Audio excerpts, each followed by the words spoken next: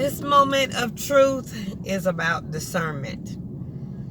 There is a gift of discernment that is people that is, they just have it in them. They can see and they can discern things. Then also there's the spirit of discernment, which that discernment you have to, I want to say study. I want to say, you have to learn, and it comes through struggles and strife. As you go through things in life, you learn not to do things anymore. Like a 4-year-old, you tell a 4-year-old, don't touch the hot stove. That 4-year-old keeps tempting that. Then when that finally, on that moment that you're not around to tell that 4-year-old don't touch the hot stove, that 4-year-old touches the hot stove, and then that 4-year-old understands why not to touch the hot stove again. It only takes once. So that is how we improve our spirit of discernment. We have to take time. You have to have a spirit of discernment in this season. That way you don't go through and do the things that you did before in the last season. Be keen to know something that's different. I was talking with a gentleman this morning in ministry on the phone. He called me. He was going through depression, dealing with some things in life. He's got a lot of stress going on. His son is one of the ones that was called over to go fight, and dealing with all the other pressures in life that he has.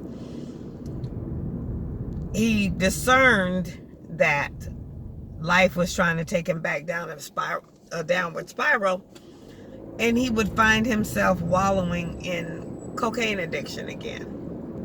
So we talked about it, and we made, we thought of coping skills and things that he could do to handle himself, to not keep going down that same way. He understood that it was insanity to keep doing the same thing over and over and over and expecting a different result than what he was getting. So a spirit of discernment comes, number one, to protect you. If you keep finding yourself going through the same cycles every day, every year, every week, discern the spirit. Discern what's going on. Do something different. Change. That's what change is all about. It's discerning that something needs to change, that you want something different than what you have. So you make a change, and therefore you're going to get a different result. Another gift or impact that discernment has is its healing. You could be in relationships with people, and these people continue to hurt you. I'm sorry, they hurt you. I'm sorry, they hurt you. Because they figure that, you're going to keep taking them back or whatever. But, forgiveness comes with boundaries. You don't have to forgive and just keep allowing something to continue to go on. If a spouse is beating another spouse, just because you're married doesn't mean that you are legally qualified to be a punching bag or a doormat. You need to do some things different. Whatever measure or whatever level that takes to get that result solved. Sometimes it's not always divorce.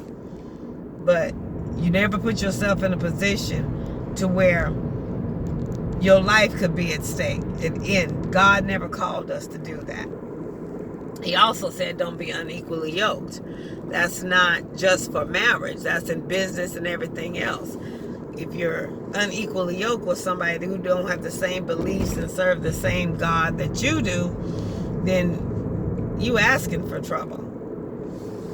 So the spirit of discernment works in season and out of season. It works in the spirit and it works in the flesh. You need to be able to learn to discern things, discern people.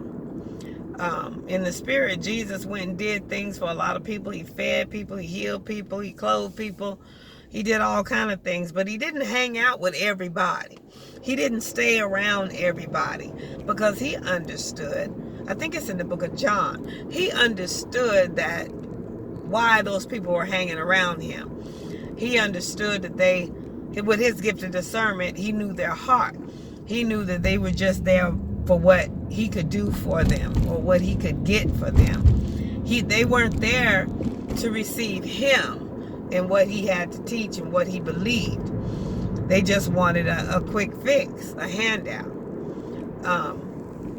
When you hang around people that only want what you can do for them, then you're wasting your time, because you're constantly doing for them, but who's doing for you? Who's taking care of your bills and managing your household while you spending time helping everybody else do theirs? That's the healing part, is to be able to know when to be in ministry, when it's ministry and it's a blessing to both of you, or just be a blessing and move on. Because if you constantly doing something for somebody and nothing in your household is getting done, what profits a man to say the whole world and lose his own soul? So we got to have balance when we do things for others. So if somebody's constantly hurting you, causing you heartache and heartbreak, then maybe that person ain't supposed to be in your life. You know, that's healing. And then sometimes when somebody does something and it breaks your heart, you need to take time and space, you know, to get your own self together so that you can heal. And then maybe you can go back to that person and be able to deal with that person again. You know, maybe there was a change, you know. Absent makes the heart grow fonder. I'm not saying be unforgiving. I'm saying forgive. But take the time out to heal. Take the time out to be in your heart. Like I said, the gift of discernment is the thing that a lot of people don't think about.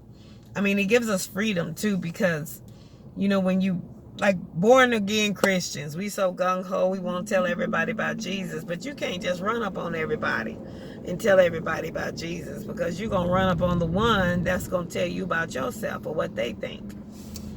So there are different ways to evangelize. Some people, they want to hear it. Some people, they need to see it in your actions. That's called being a living epistle. Some people want to be able to ask you the question. You know, you got to make sure the seed falls in good soil, not on stony ground or by the wayside. There are different ways to evangelize. Everybody is not going to receive Christ the same way as everybody else. Just like everybody don't learn the same way. I learn like visually and I hear things. Some people can sit and be in a classroom and be taught. I get bored and get sleepy. That's why I did all my master's degrees online. Number one, there ain't nobody over my shoulder trying to get me to do things and get the assignments done. That's the catch-22, because that's, you know, I like that. You know, ain't nobody over my back. Let me do what I need to do. But then again, I have to be disciplined enough to get it done, because if I don't, I'll have a lot of student loans to pay back, because I won't have the discipline to do what I need to do and get the master's degree. Like now, I'm taking time off a few months before I start my doctorate, and then I'll wait a few more months, and then I'll start my doctor of clinical psychology. Giving me time, you know, discern that my body's tired. My spirit is willing, but my body's tired. Like I say, the spirit of discernment. Be able to discern what you need to discern. Be able to see things. We're about to have an accident here. So that was a quick discernment right there. Be able to step on the brake. Didn't know why I was stepping on the brake, but I could see something that was about to happen. It keeps you out of trouble. You know, it keeps accidents from happening. We need to be more keen on our spirit of discernment. How do we improve our spirit of discernment? Well, we go through things, and when we go through things, we learn as we go through the things that we're going through. There's always a lesson in it. You learn the lesson. Once you learn the lesson, you won't have to take the test no more. You pass, you graduate. So when you're going through financial cycles and difficulties every time of the year, you find yourself in the same situation. Learn from it. See what you can do different or implement into that so that you don't find yourself in that same situation the same time next year. Just learn from your whatever life gives you. And once you learn from it, when people do you wrong or treat you a certain way, or they keep doing things a certain way, you learn from it. You learn what to do. Some of us need to learn to love with a long handled spoon, as my grandmother used to say. You can love from a distance. Make sure people appreciate you. Make sure people will celebrate you. As far as make sure they understand and they're receiving what you're giving. Don't cast your pearls before swine. That's not calling everybody a pig. That's, pigs don't know what to do with pearls. So if you give them pearls, they just gonna trample on them like the scriptures say. They're gonna mess them up in mud. They're not gonna be of any value. There's not gonna be no appreciation there. So if you're giving your time to somebody that really don't want your time, or to somebody that's just lazy and not doing it for themselves, that's casting your pearls before swine. Make sure in your serving that you're glorifying God and not just wasting your time. So discern that. Some people are in your life just to waste your time. You feel like you ain't getting nothing done. You're not productive. If you don't feel like it's going towards the purpose that God has you created for, you're not going to make it in the way He would want you to. You might get in, but there's levels like wood, brass, and all of that. We all want to hear, "Well done, thy good and faithful servant." But if we're wasting time doing Sister Sue things that she's supposed to be doing, that she was called to do, then we're not doing what we're supposed to do. Ministry. You can serve, and ministry is wonderful, but if you doing somebody else's ministry, that's not benefiting you. You are called to do what God called you here to do. You serve under a leader, and that leader is supposed to, your serving is supposed to complement whatever God has created you to do, your purpose. If it doesn't, if you feel like you're not getting anything out of it, then the truth may be you're not getting anything out of it. That's one of the greatest blessings that I have in my life, is being able to serve under a leader or leadership that is conducive with what I'm trying to do, with the purpose that God has called me to in my life. Anybody that God brings into your life should complement the vision that He has given you. If it's tearing away and you're not learning a lesson from it, then it may not be from God. Like I say, the spirit of discernment is what we most often forget. Some of us get so gullible, we get so desperate. Some of us fall into loneliness, and we find ourselves into relationship traps, soul ties that are not conducive to anything that we're supposed to do or where we're supposed to go. But because we fall into the flesh can't discern nothing until you realize that you keep finding yourself going through the same thing with somebody over and over. You may or may not be in that relationship for the right reason, or they may or may not be in that relationship for the right reason, or just to simply get in a relationship because you're by yourself. That's not good. Marriage is ministry, and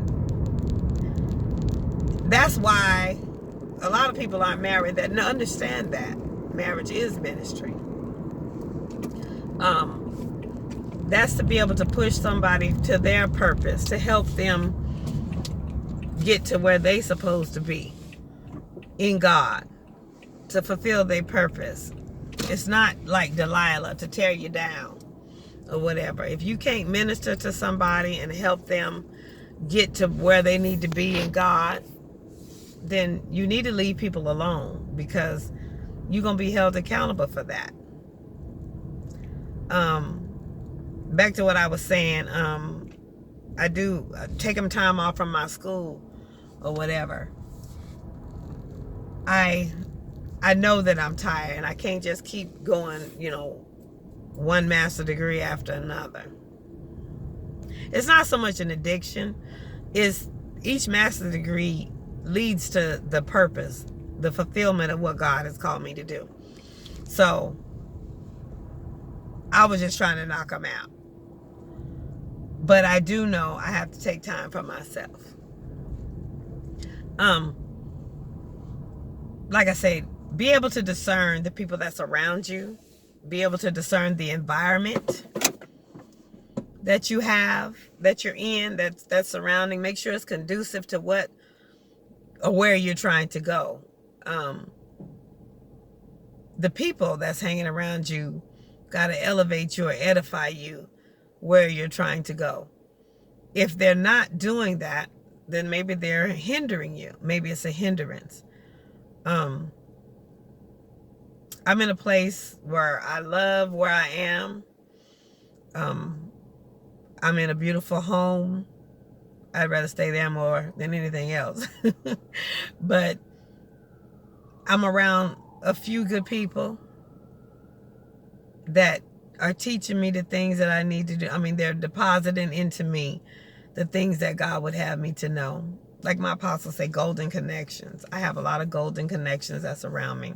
It was a golden connection that allowed me to get the house that I'm in. They say favor ain't fair. And I believe that I deserve the house. I believe that God gave it to me. But it's God that keeps it, That's what he wanted to give. It was truly a blessing, and I just love it. You can have what you say. So discern what you're saying to yourself. If you say you can't have it, you can't afford it, then you ain't going to have it. If it's meant for God to give it to you and you don't believe it, you still ain't going to get it. So the spirit of discernment works for you to discern the people towards you, and it also works in you discerning how you live in your own life. I'm not going to make this too long. I just wanted to share, like I said, last night's class was on the spirit of discernment, the gift of discernment. Some have that gift where they can walk up on somebody and they just instantly know that maybe something ain't right, or maybe that person got something that's a blessing or whatever. Like, every once in a while I'll go out somewhere and somebody look at me and say, "You look like a boss, a leader. What do you do?" I say, "I'm a pastor." And they shocked, but then they realize, to me, that's royalty. It's kingdom. It's royalty. You can't get no higher than that. And I don't do it in a way that, a lot of people do it. But to be able to serve is a blessing. To be able to give is a blessing.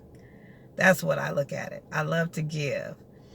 I want $1 billion just so I can run around giving to people. And that's why I have a nonprofit. I love to get things and I give. I love to share the wealth. I don't have a lot of money, but I can say I'm a wealthy person because I have access to everything that I need. My children don't go want for nothing. Matter of fact, they gain weight in the famines. But matter of fact, I'm on my way to help a gentleman in ministry, drop him back off, and then I'm on my way to go grocery shopping. I ain't done that in a while. But I'm on my way to go grocery shopping because I was just blessed. And I'm going to go get a few things. I don't need too much because what I brought when I moved into the house pretty much done filled up the pantry already because it was overflowing where I just left. But I just need a few things, like some meats and maybe some beverages or whatever. But like I say, God will take care of you if you take care of his people. Like I say, I don't want for nothing. I mean, there's things I desire, but I can see where I don't need to be doing that right now, because I need to be preparing myself for ministry, and to do more ministry, to more evangelizing, and also to get myself ready to go back into school for my doctor. Them dissertations ain't no joke. I looked at them. I'm trying to get one started before I even get in class. But anyway, like I said, I wanted to jump on here and talk about discernment. It was a pretty good class last night, and it helped a lot of people. I talk about discernment with my seniors a lot, because a lot of stuff is going down with the seniors that they always, people stealing money, and, they always want to do for them. And they got telemarketers calling them, trying to scam them and everything. That's what led me to think about talking about that. So they got a lot of tips and coping skills and everything. And like I said, discerning the spirits that come to them. They sit up in the room, in their homes. Get out, walk, do something. Don't just sit up and make your apartment become your casket, your coffin. Spirit of depression. Spirit of depression is a spiritual death. I mean, if your spirit ain't living, you ain't living. You just existing. You got to have a spirit, have a mind. Don't go numb. Don't go depressed. Have some type of spirit, some type of emotion. If it's anger, be angry for something that's good. Let that passion make you be an advocate for something. I don't know. But just don't sit there and be numb and just fall by the wayside. That's not of God. Don't sit there riddled with fear either. Fear is not of God. Like I said, my seniors call me, and I talk to them, pray with them. God just gave me a heart for seniors, because I love wisdom. I love to sit and talk with somebody that's been where I'm trying to get to, because it makes it happen so much more quicker. Learning from their experience is easier and better than learning from a book for me, because number one, I read a book, I get sleepy, and I'll never get it done. So I'd rather sit and talk to somebody that's done what I'm trying to do, and I can discern the blessing in that. Like I said, that young lady that was at my internship looked like a nobody. People didn't like talking to her because she always asking questions. She sounded like a toddler because she wanted to know so much. And, for some people, they don't have the patience, and that's nerve-wracking. It gets on their nerves or whatever. And they couldn't stand to see her coming. But me, I always look at it, what if that was my thing? I wouldn't want nobody to treat me like that. And being a pastor's heart, you got to accept any and everybody. I don't care what they look like or how they dress. You can't treat everybody, different. You got to not have a respect of a person. No skin color, no prejudice of anything. I treat and love everybody the same way that I would love everybody else. It's just the same way I would love myself. I don't care what color, creed, or whatever. It's called the ecclesia. We're all one body. Well, at least we're supposed to be all one body. But you got some that think that they're higher than others because they drive a certain car or something like that. I always tell people that my Toyota Corolla is just as anointed as my Apostle's Bentley. He love his car, I love mine. It get me to and fro. I'm not saying you can't have a Bentley. I'm just saying this is where I'm at. I'm comfortable. I can afford a Corolla. I can't afford a Bentley yet. So I just wanted to jump on here and talk about the spirit of discernment. Begin this year discerning things. Casting out the things that don't benefit you. Discern whether this is a profit to you, if it's a blessing to you, or if it's taken away from you.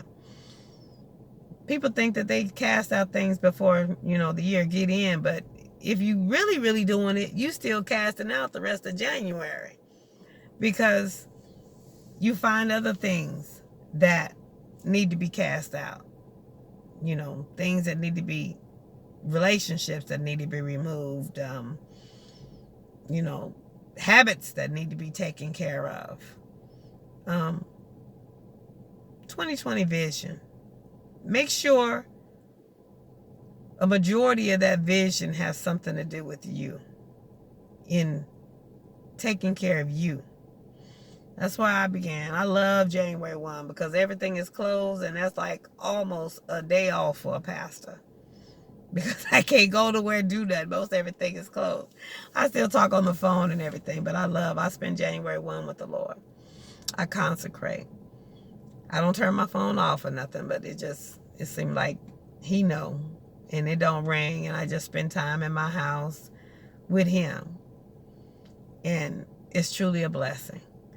So make sure that you spend time for you. Write the vision and make it plain. Write yourself into the story. I was talking to other gentlemen today.